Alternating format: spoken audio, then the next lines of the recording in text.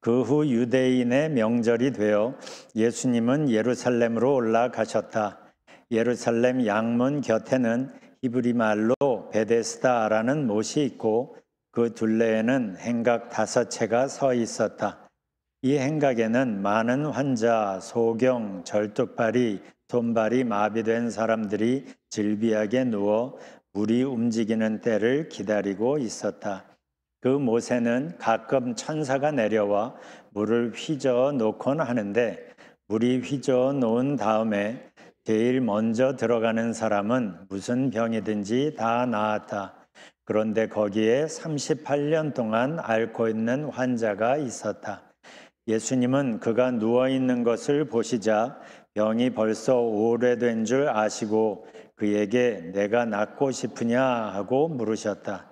그러자 그 환자는 선생님, 물이 움직일 때 나를 못에 넣어주는 사람이 없어 내가 가는 동안 다른 사람이 먼저 들어갑니다 하고 대답하였다. 그때 예수님이 일어나 네 자리를 들고 걸어가거라 하시자 그는 곧 병이 나아 자리를 걷어들고 걸어갔다. 그런데 그 날은 안식일이었다. 아멘. 오늘 우리는 요한복음 5장을 나눕니다. 예수님이 38년 된 병자를 고치시는 사건으로 시작이 됩니다. 그렇지만 이 사건이 요한복음 5장의 중심 내용은 아니에요. 이 사건이 이슈가 된 것은 그날이 안식일이었기 때문입니다.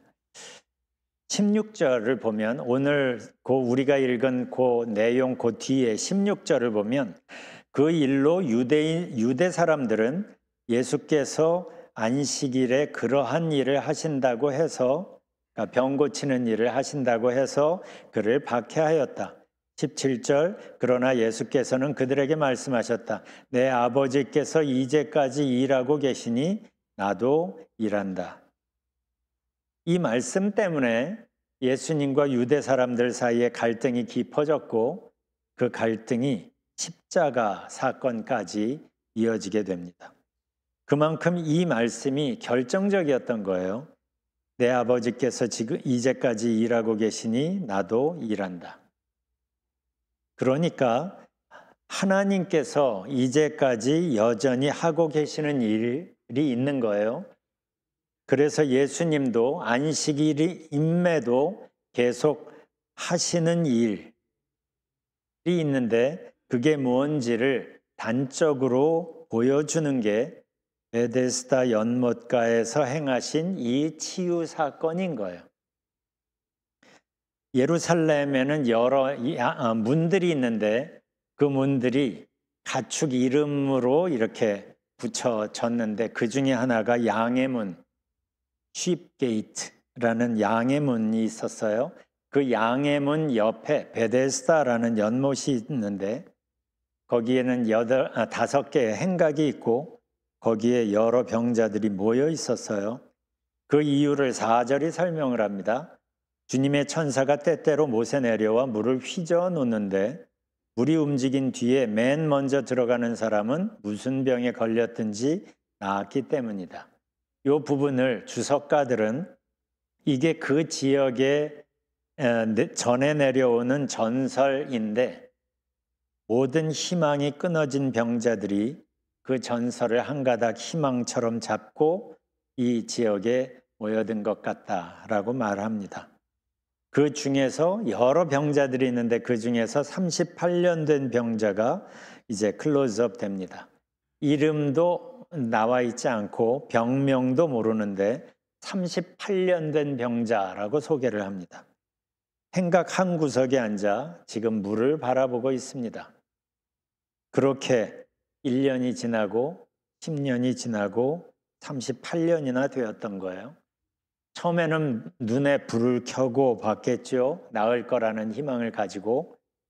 그런데 물이 움직이는 현상은 그리 자주 있었던 게 아닙니다. 그러다 어쩌다 물이 움직이는 게 보였어요. 가슴이 뛰었겠죠. 그런데 몸이 말을 듣지를 않습니다.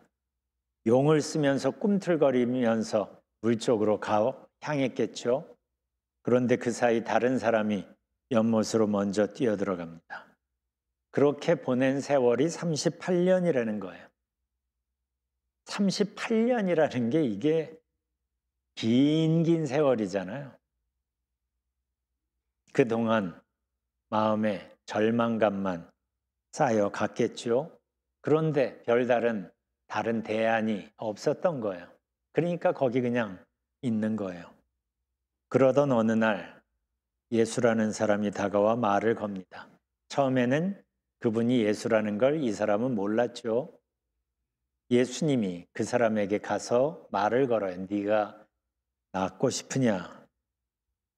이 장면에서 우리가 먼저 살펴볼 게 있는데 예수님이 지금 이 연못에 온 이유입니다.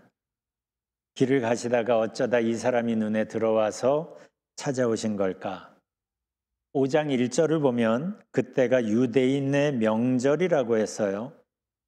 그래서 예수님도 그 절기를 지키러 예루살렘에 오신 거예요. 유대인의 명절이면 6월절, 77절, 초막절 이렇게 세 절기가 대표적이고 모든 유대인들은 특히 남자들은 꼭 1년에 이 3번 예루살렘을 방문해서 절기를 지켜야 했어요. 우리 개역 성경에선 절기, 우리가 읽은 오늘 본문에선 명절, 이건 축제일을 말합니다. 축제. 그래서 킹 제임스 버전은 feast라고 말하고 있고 NIV나 NRSV는 페스티벌이라고 표현을 하고 있어요. 축제입니다. 구약에서도 하나님께 나오는 것은 축제 같은 분위기였어요. 처음엔 나와서 죄가 해결이 되지 않은 상태라서 속죄 때는 경건했지만 속죄 제사가 드려지고 하나님 앞에 accept 되었을 때 그 다음부터는 바뀌어서 축제가 되었어요. 여기에서 요한이 주목하는 게 있습니다. 뭐냐면 지금 이 축제 때문에 절기를 지키러 예수님이 예루살렘에 오셨는데 예루살렘에 오셔서 맨 처음 찾은 곳이 순례자들로 북적이는 기쁨과 희망의 거리나 아니면 성전이 아니라 먼저 찾은 곳이 베데스다라는 연못가였다는 거예요. 베데스다. 거기는 가망 없는 환자들, 거절당하고 잊혀진 사람들이 있는 아픔과 음산함이 가득한 자리입니다. 그런데 예수님의 마음은 거기에 있었던 거예요. 페스티벌로 예루살렘에 오셨지만 그러나 예수님은 먼저 베데스다를 일부러 찾아가신 거예요. 이게 요한복음이 처음부터 보여주는 우리 예수님의 모습입니다. 어둠 속으로 굳이 찾아오신 분. 그분은 아무도 신경 쓰지 않는 사회의 그늘진 곳, 거기에 있는 소외되고 아파하는 사람들에게 일부러 찾아가신 거예요. 여기에서 성경이 우리에게 알려줍니다. 이런 분이기 때문에 우리를 놓치는 적이 없다고. 이런 예수님이기 때문에 우리의 아픔을 고스란히 아시고 우리에게 찾아오셔서 우리의 마음을 두드리고 계신다고. 그런데 그날이 하필 안식일이었던 거예요. 일을 멈추고 하나님 앞에서 쉬고 회복하라는 날인데 안식일이.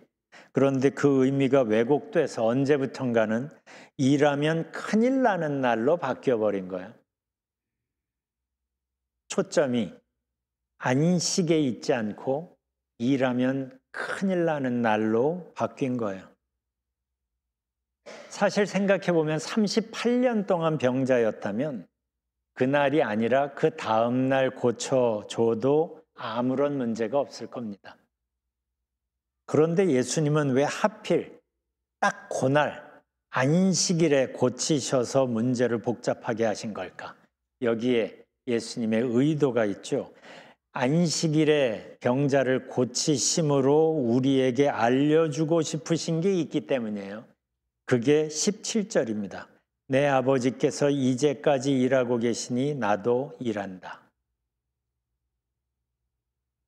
그 앞에 10절을 보면 유대인들이 이 병자가 예수님 때문에 이제 나아서 자기가 깔고 있던 돗자리를 끌고 가는 거를 보고 안식일인데 뭘 들고 가면 그건 이 일로 이렇게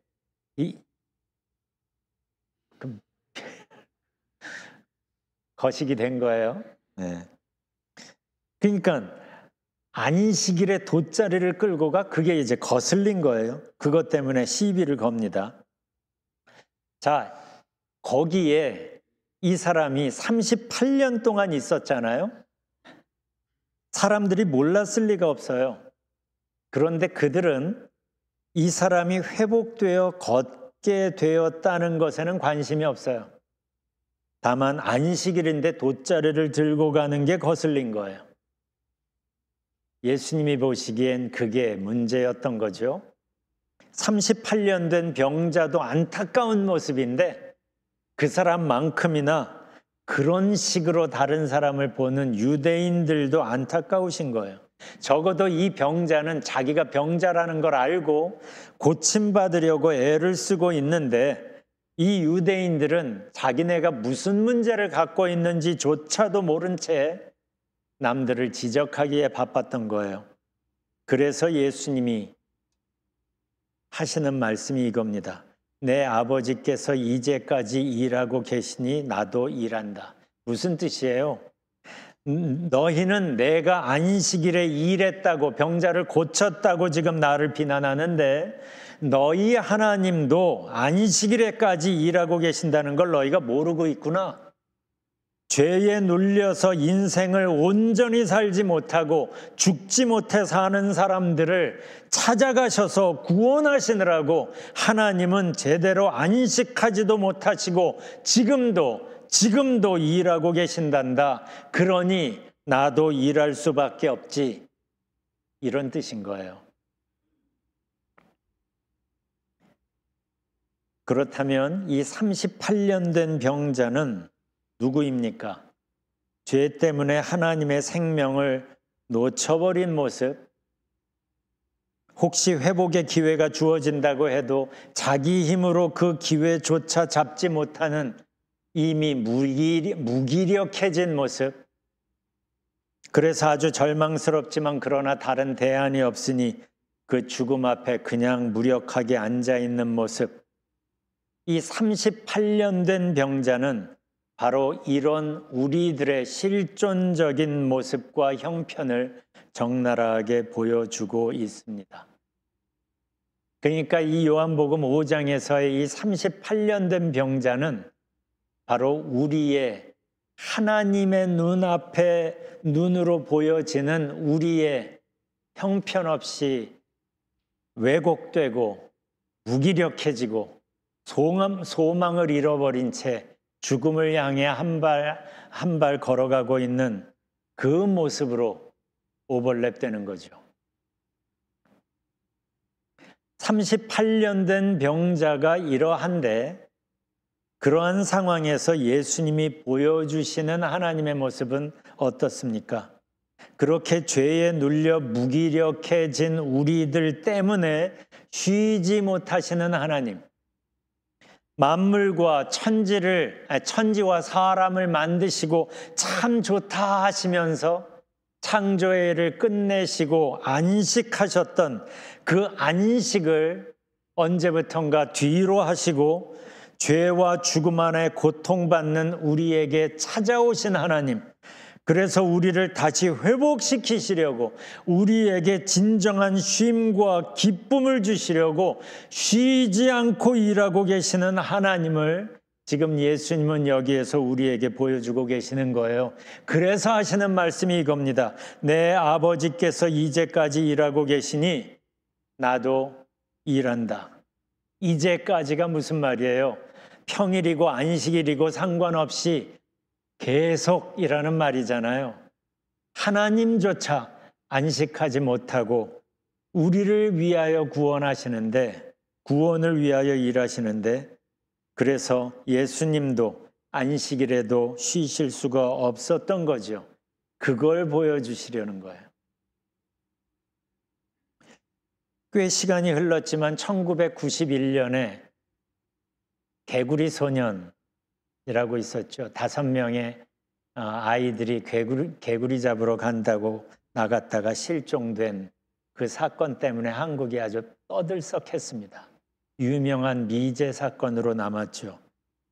그 부모들은 직장도 그만두고 아이들을 찾느라고 아주 전국을 헤맸습니다. 그들에게는, 그 부모에게는 안식은 없었어요. 잠도 못 자고 쉬지도 못하고 인터뷰를 하는 걸 봤는데 반쯤 넋이 나간 모습으로 그 인터뷰를 하는 그 모습이 너무나 마음이 아팠습니다. 예수님이 보여주시는 하나님의 마음이 그들의 그 부모들의 심정과 크게 다르지 않겠다 싶습니다. 그래서 그 안타까움으로 쉬시지 못하고 생명을 가지고 이 어둠 속으로 찾아오신 거죠.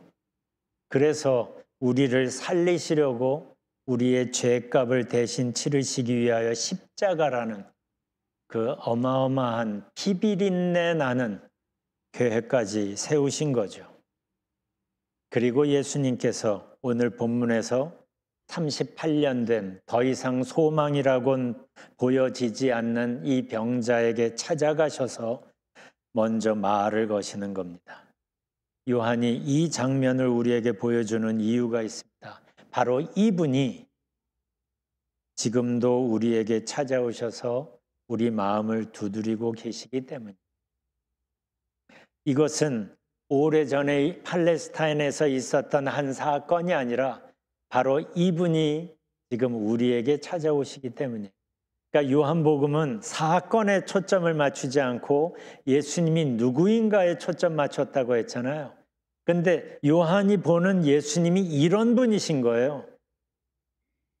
이 분이 지금 우리와 함께 하시고 우리에게 찾아오시고 우리에게 말을 거시고 손을 내미시며 우리의 마음을 두드리고 계시는 거예요. 예수님이 이 병자에게 물으십니다. 네가 낫고 싶으냐? 처음 이 장면을 읽었을 때 당연해 보이는 걸 왜 굳이 물으실까 의아했던 때가 있었습니다. 당연하지요. 이 병자가 낫고 싶은 건. 그런데요, 사람은 스스로의 선택으로 자신의 인생을 만들어 가잖아요. 오늘의 나는 과거의 내 선택들이 모여서 만들어진 나잖아요. 미래의 나는 오늘 내가 하는 선택이 만드는 미래의 나일 거잖아요. 그러니까 나의 선택이라는 것이 이게 나의 의지의 표현이라는 것이 아주 중요합니다. 하나님 앞에서, 하나님께도. 그래서 내 선택에는 내 마음과 내 사랑이 어디를 향해 흐르고 있는지를 보여주고 있거든요. 내 선택에는 내 마음이 담겨 있습니다. 생각해 보세요. 나는 정말 하나님을 사랑하나? 하나님을 향한 나의 사랑은 예배 때 부르는 찬양으로 표현되기보다 살면서 내가 하는 선택들을 통해서 더 적나라하게 드러납니다. 이게 구약에서 예언자들이 외쳤던 메시지 중에 하나예요. 왜냐하면 이스라엘 백성들은 망하는 그때까지도 절기가 되면 성전에 모여서 예배를 그럴듯하게 드렸어요. 찬양도 드렸어요. 그런데 사실 살면서는 불의를 선택하며 살았던 거예요. 그래서 공의를 물같이 흘려라 라고 말하는 겁니다. 이게 하나님께서 그들의 예배와 그들의 찬양이 역겹다고까지 하신 이유입니다. 하나님은 예배, 주일날 드려지는 이 예배보다 사실은 우리가 삶 속에서 드리는, 삶으로 드리는 예배에 훨씬 더 큰 관심이 있어요. 그래서 전에도 그런 말씀드렸죠. 율법을 보면 예배에 관한 조항보다 삶에 관한 조항이 훨씬 더 많아요. 예배를 잘 드리는 것도 물론 중요하겠지만 예배가 잘 되기 위해선 나의 삶이 그럴듯해야 되는 거예요. 그게 하나님이 가인의 제사를 받지 않으신 이유잖아요. 가인이 받을 만하지 않으니까 그의 제사가 하나님 앞에 의미가 없었던 거예요. 그래서 창세기 그 부분을 보면 하나님이 가인과 그의 제물은 받지 않고 아벨과 그의 제물은 받았다고 순서가 그렇게 표현이 돼요. 하나님은 우리의 삶에 관심이 있습니다. 왜냐하면 삶에서 우리가 내리는 수많은 선택들이 내가 정말 누구인지, 내 마음이 어디를 향하고 있는지, 내 사랑이 어디를 향하고 있는지를 여실히 보여주고 있기 때문이에요. 그래서 지금 예수님께서 아주 당연해 보이는 질문을 이 사람에게 굳이 하시는 겁니다. 마음을 표현해 보라는 거예요. 네가 낫고 싶으냐? 지금 이 병자가 마음을 표현할 기회를 지금 주시는 거예요. 그의 대답이 7절입니다. 주님, 물이 움직일 때에 나를 들어서 연못에 넣어주는 사람이 없습니다. 내가 가는 동안에 남들이 나보다 먼저 연못에 들어갑니다. 성경은 이 사람이 누군지는 별로 설명을 하지는 않지만 38년 동안 병으로 고생했다라는 걸 강조합니다. 이 사람이 여기에 온 지 11년이 아니고 10년도 아닙니다. 처음에는 설렘과 기대를 가지고 물을 바라봤겠지만 긴 세월을 보내면서 또 여러 번의 실패를 경험하면서 지금은 어떤 마음인지, 지금도 나을 수 있다는 소망을 여전히 가지고 있는지를 속으로 들여다보려는 거죠. 그래서 물으시는 겁니다. 네가 낫고 싶으냐? 이때만 해도 이 사람은 예수님이 누군지 몰랐습니다. 지금 말하고 있는 그 사람이 예수님인지도 몰랐어요. 이때만 해도. 그러니 38년 된 병자로서 누워 있는데 이런 말을 들으면 여러분은 어떻게 반응할 것 같아요? 맨 처음에. 아주 못마땅한 얼굴로 뭐야, 몰라서 물어? 저래도 이렇게 대답했을 것 같거든요. 몸이 불편하고 마음도 만사가 귀찮기 때문이죠. 그런데 이 사람은 나름 자기의 애로사항을 피력합니다. 회복에 대한 갈망도 느껴집니다. 이 사람은 지금 짜증부터 날 수 있는 그 상황에서 그리고 당연한 질문 앞에서 어떻게 이렇게 대답할 수 있었을까를 곰곰이 생각해 봤어요. 안타깝게도 그것에 대한 자세한 설명은 없어요. 그런데 한번 상상해 봤어요. 이 사람은 눈을 들어 예수님을 바라보면서 뭔가 교감이 있지 않았을까. 왜냐하면 이어지는 장면이 어떻게 이어지냐 하면 바로 그 다음 절에 예수님께서 일어나서 네 자리를 걷어가지고 걸어가라 하셨어요. 그런데 그는 머뭇거림 없이 그대로 일어났습니다. 이 장면이 많은 걸 우리에게 얘기해 준다고 저는 생각을 합니다. 이 장면을 한번 상상해 보세요. 내가 그 근처에 있다고 한번 생각해 보세요. 그런데 예수님이 말씀하십니다. 일어나라.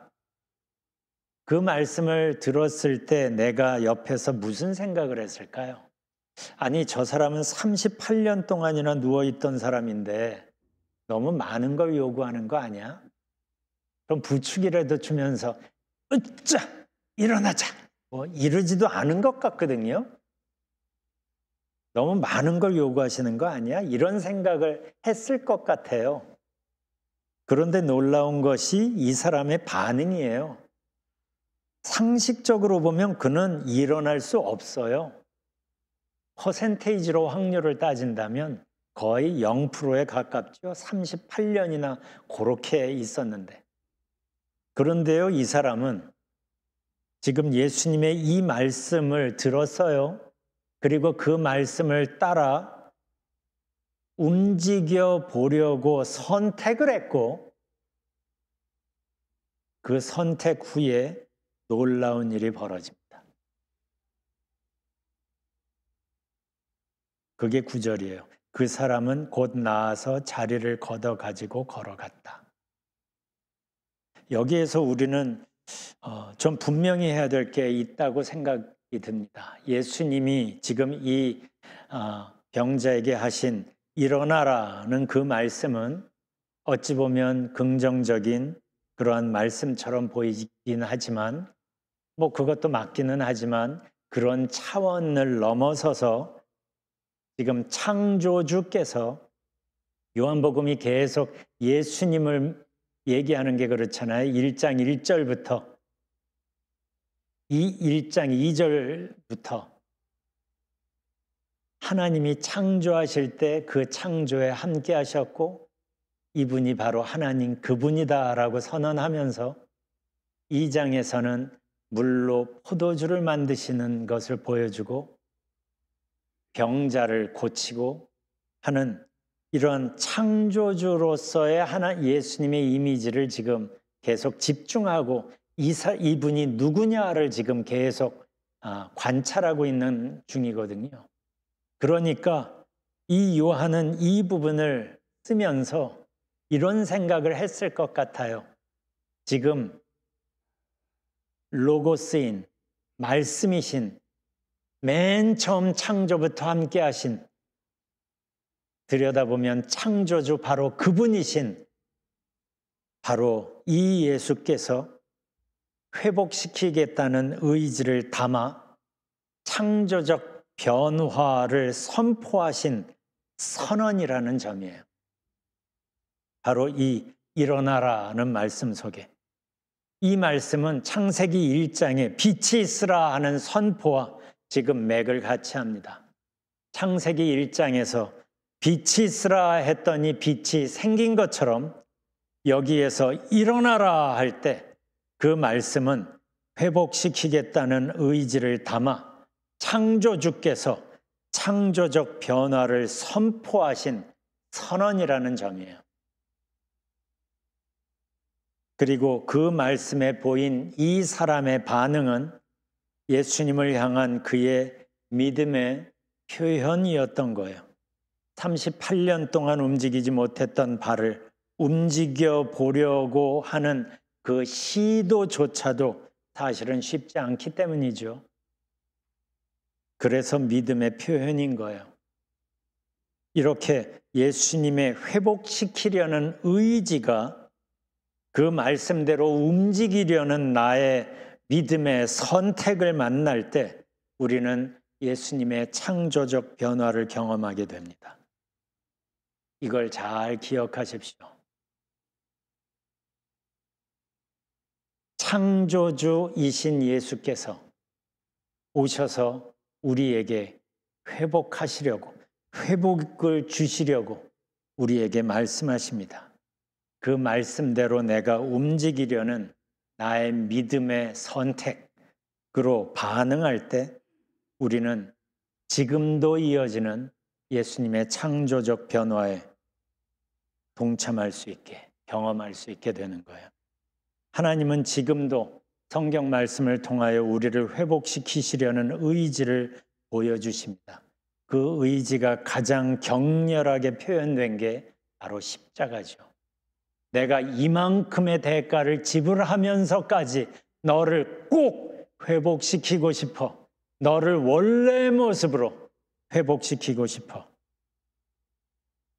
저 십자가는 우리를 향한 하나님의 의지를 보여주고 있는 거예요.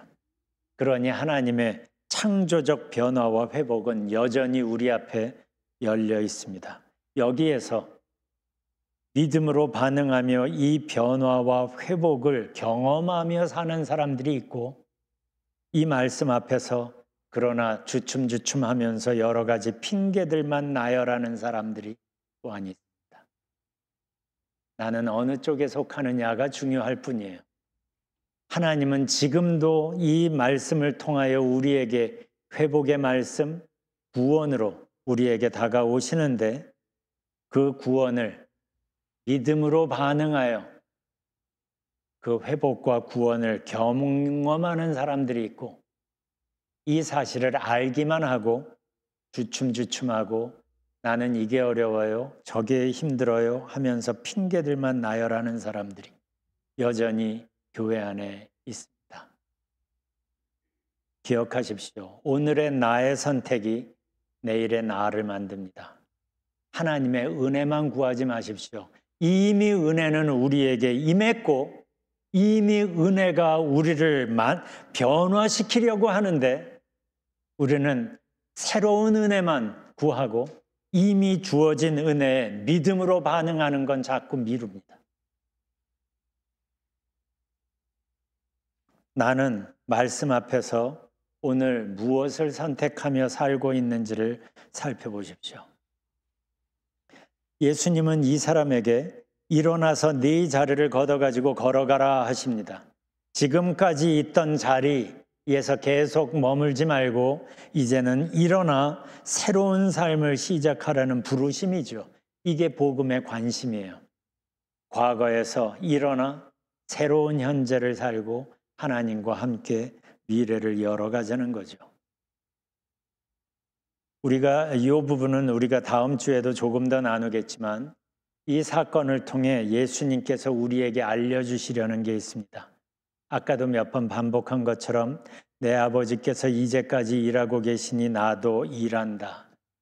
예수님이 보여주는 하나님의 모습을 우리가 마음속에 꼭 품었으면 좋겠어요. 우리 하나님이 어떠한 분이에요? 지금도 쉬지 않고 일하고 계시는 하나님.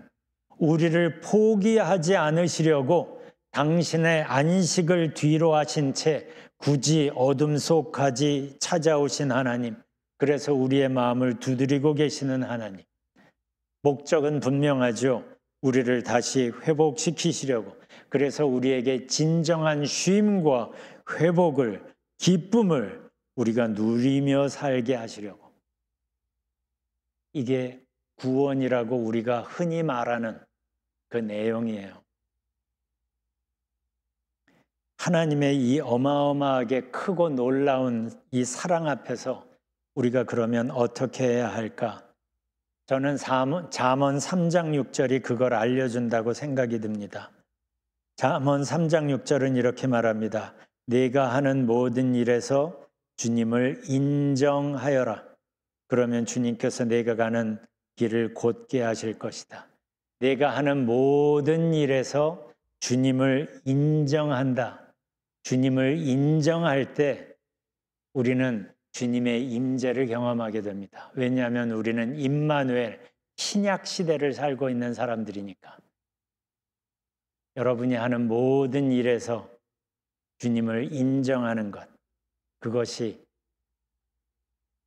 주님께서 곧게 하시는 새로운 오늘을 주님과 함께 살아가는 우리의 아주 중요한 선택이 될 겁니다. 내가 하는 모든 일에서 주님을 인정하는 것. 이 시간 잠시 하나님 앞에서 시간을 갖기를 원합니다. 우리에게 이렇게 찾아오시는 하나님 앞에 온 마음으로 나아가십시오.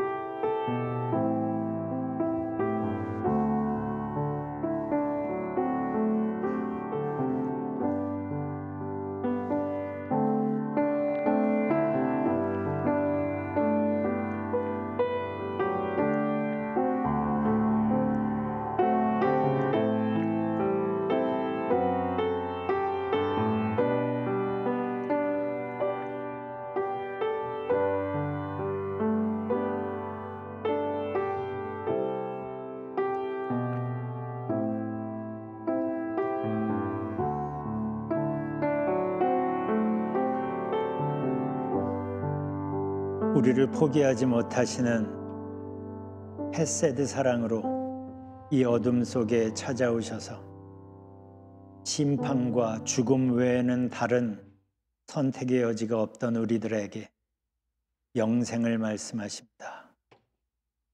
영원토록 솟아나는 샘물을 주시겠다 하십니다.